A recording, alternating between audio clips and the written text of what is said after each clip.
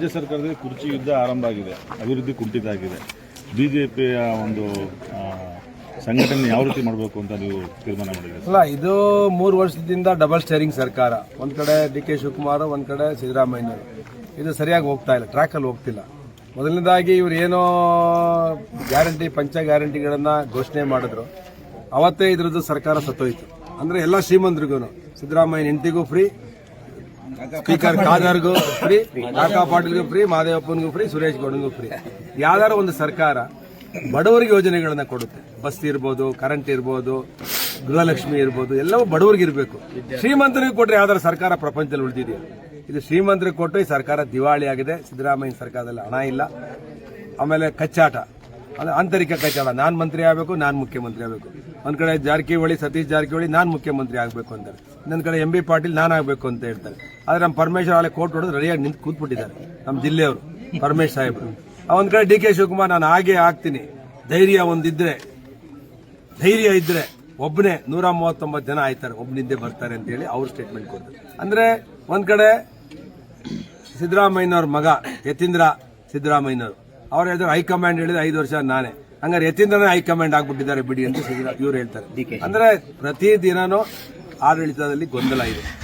ಸರ್ಕಾರ ಜನರ ಪಾಲು ಸತ್ತೋಗಿದೆ. ಅಧಿಕಾರಿಗಳು ಒಬ್ಬರು ಕೆಲಸ ಮಾಡ್ತಿಲ್ಲ. ಭ್ರಷ್ಟಾಚಾರ ಅನ್ನೋದು ತುಂಬಿ ತುಳುಕ್ತಾ ಇದೆ. ಪ್ರತಿ ಹೆಜ್ಜೆಗೂ ಭ್ರಷ್ಟಾಚಾರ. ಆಮೇಲೆ ಬೆಲೆ ಏರಿಕೆ ಗಗನಕ್ಕೆ ಏರಿಸ್ಬಿಟ್ಟಿದ್ದಾರೆ. ಎಲ್ಲಾ ಬೆಲೆಗಳು ಸಿದ್ದರಾಮಯ್ಯ ಸರ್ಕಾರ ಬಂದ್ಮೇಲೆ 20%, 30% ರೈಸ್. ಹಾಲಿಂದ ಹಿಡಿದು, ಕಸದಿಂದ ಹಿಡಿದು, ಎಣ್ಣೆಯಿಂದ ಹಿಡಿದು, ಕುಡಿಯೋ ಎಣ್ಣೆಯಿಂದ ಹಿಡಿದು, ಸಾಂಬಾರ್ಗೆ ಹಾಕೋ ಎಣ್ಣೆಯಿಂದ ಹಿಡಿದು, ಉಪ್ಪಿಂದ ಹಿಡಿದು, ಚಪ್ಪಲಿಯಿಂದ ಹಿಡಿದು, ಕುಡಿಯೋ ಎಣ್ಣೆಯಿಂದ ಹಿಡಿದು 10 ಬಾರಿ ರೈಸ್ ಮಾಡಿಬಿಟ್ಟಿದ್ದಾರೆ. ದುಬಾರಿ ಆಗಿದೆ. ಕಾಂಗ್ರೆಸ್ ಶಾಸಕರೇ ಹೇಳ್ತಿರೋ ಹಾಗೆ ಕೆಲವರು ಕಡೆ ಹೇಳ್ತಿದ್ದಾರೆ, ನಮ್ದು 60% ಮಟ್ಟಕ್ಕೆ ಆಗೋಗ್ಬಿಟ್ಟಿದೆ ಕಮಿಷನ್ ಅಂತ ಹೇಳ್ಬಿಟ್ಟು ನಮಗೆ ಅಸಮಾಧಾನ ಆಗ್ತದೆ ಅಂತ ಹೇಳ್ತಾರೆ. ಯಾರು ಇವತ್ತು ಗುತ್ತಿಗೆದಾರರ ಸಂಘ ಇದೆ, ಮಂಜುನಾಥ್ ಅವ್ರಿರ್ಬೋದು, ಆಮೇಲೆ ಇವರು ಗುರುಸ್ವಾಮಿ ನಮ್ಮ ಲಿಕ್ಕರ್ ಸಂಘದ ಅಧ್ಯಕ್ಷರಿರ್ಬೋದು, ಇವರೆಲ್ಲರೂ ಕೂಡ ನೇರವಾಗಿ ಸರ್ಕಾರಕ್ಕೆ ಕೇಳಿದ್ದಾರೆ, ಇದು ಲೂಟಿ ಹೊಡೆಯೋ ಸರ್ಕಾರ. ಈ ಸರ್ಕಾರನ ರಾಹುಲ್ ಗಾಂಧಿ ತಗೊಂಡೋಗಿ ಕೊಡ್ತೀವಿ. ಇಂಥ ಸರ್ಕಾರ, ಕೆಟ್ಟ ಸರ್ಕಾರ ನಮ್ಮ ಜೀವನದಲ್ಲೇ ನೋಡಿಲ್ಲ ಅಂತ ಸಿದ್ದರಾಮಯ್ಯನ ಊರಿನಲ್ಲಿರುವಂತ ಗುರುಸ್ವಾಮಿ ಲಿಕ್ಕರ್ ಸಂಘದ ಅಧ್ಯಕ್ಷ, ಅವ್ರ ಊರಿನವರೇ. ಯಾವ್ದ್ರಲ್ಲಿ ನಮ್ಮ ಸಿದ್ದರಾಮಯ್ಯನ ಉಂಡಿ ಇದೆಯಲ್ಲ, ಆ ಊರಿನವರೇ. ಅಂದ್ರೆ ವರುಣಾ ಕ್ಷೇತ್ರದ ಒಬ್ಬ ಗುತ್ತಿಗೆದಾರನೇ ಸಿದ್ದರಾಮಯ್ಯನವ್ರ ಮೇಲೆ ನೇರ ಆರೋಪ ಮಾಡಿದ್ದಾರೆ. ಮೈತ್ರಿ ಸರ್ಕಾರ ಮುಂದೆ ಬರುತ್ತೆ ಅನ್ನೋ ಆಶಾಭಾವನೆ ನಿಮ್ಗಿದೆ.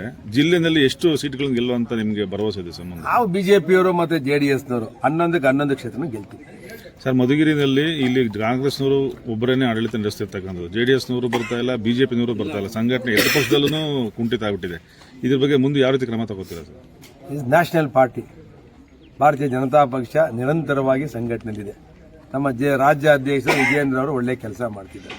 ಅದರಿಂದ ಇದು ಯೂಶಲಿ ಬಿಜೆಪಿ ಒಂದ್ಸಲಿನೇ ಗೆದ್ದಿಲ್ಲ. ಮಧುಗಿರಿ ಪ್ರಯತ್ನ ಮಾಡಿದ್ವಿ ನಾವು, ಒಂದ್ಸಲಿ ಬೈ ಎಲೆಕ್ಷನ್ ಬಂದು ಪ್ರಯತ್ನ ಮಾಡಿದ್ವು, ಆಪರೇಷನ್ ಕಮಲ ಆಗಿ.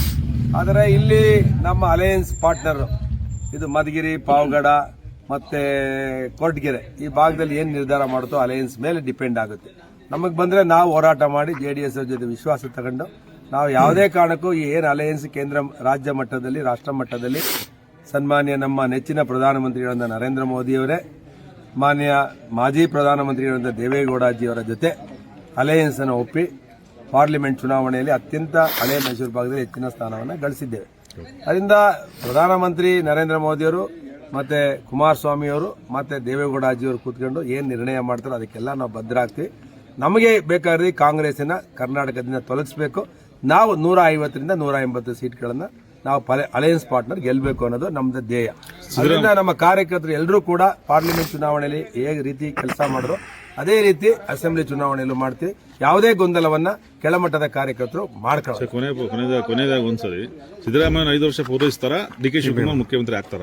ಕಾದ್ ನೋಡಿ. ಹೇಳಿದಾರ DK ಶಿವಕುಮಾರ್ ಒಬ್ಬ 139 ಜನ ಬಲಶಾಲಿಯಾಗಿದ್ರೆ, ಧೈರ್ಯವಂತನಾಗಿದ್ರೆ, ಶಕ್ತಿವಂತನಾಗಿದ್ರೆ 129 ಜನನು ನನ್ನ ಜೊತೆ ಬರ್ತಾರೆ ಅಂತ ಹೇಳಿದ್ದಾರೆ. ಅದರ ಮರ್ಮ, ಅದರ ಒಗಟು ಏನಪ್ಪಾ ಅಂತ ಹೇಳಿದ್ರೆ, ಇದೇ ಬೆಳಗಾಂ ಅಧಿವೇಶನದಲ್ಲಿ DK ಶಿವಕುಮಾರ್ ಅವರು ಹೇಳಿದ್ರು, SM ಕೃಷ್ಣ ಅವರು ನಮ್ಮನ್ನೆಲ್ಲ ಮಂತ್ರಿ ಮಾಡಲಿಲ್ಲ, ನಾವೆಲ್ಲ ಗೆಲ್ಲಿಸಿ ಹೋರಾಟ ಮಾಡಿದೋ, ನಮ್ಮ ಹೆಸರು ಬಿಟ್ಬಿಟ್ಟು ಅನೌನ್ಸ್ ಮಾಡಿದ್ರು. ನಾನು ಜಯಚಂದ್ರ ಹೋಗಿ ನಾನು ಬಾಕಲ್ ಒದ್ದಿ ಆ ಸಚಿವ ಸಂಪುಟದ ಅಧಿಕಾರನ ಲಿಸ್ಟನ್ನು ಹರಿದಾಕಿ ಹೊಸ ಲಿಸ್ಟ್ ಮಾಡಿಸಿ ನಾನು ಸಚಿವನಾದೆ, ಇವರು ಕೂಡ ಸಚಿವರಾದ್ರಂತ ಹೇಳಿದ್ರು. ಹಾಗೆ ಡಿ ಕೆ ಶಿವಕುಮಾರ್ ಒಬ್ಬ ಸ್ಟ್ರಾಂಗ್ ನಾಯಕ. ಕಾಂಗ್ರೆಸ್ ಪಕ್ಷವನ್ನ ಕಟ್ಟಿ ಬೆಳೆಸಿ ಇವತ್ತು ರಾಜ್ಯ ಅಧ್ಯಕ್ಷರಾಗಿ ಕೆಲಸ ಮಾಡ್ತಿದ್ದಾರೆ. ನನಗನ್ಸುತ್ತೆ ಡಿ ಕೆ ಶಿವಕುಮಾರ್ ಅವ್ರನ್ನ ಹೋರಾಟ ಮಾಡಿ ಅವರ ಮುಖ್ಯಮಂತ್ರಿ ಆಗ್ತಾರೆ ಅಂತ ಅನಿಸುತ್ತೆ, ಮೇಲ್ನೋಟಕ್ಕೆ ಅಂತ ಅನಿಸುತ್ತೆ.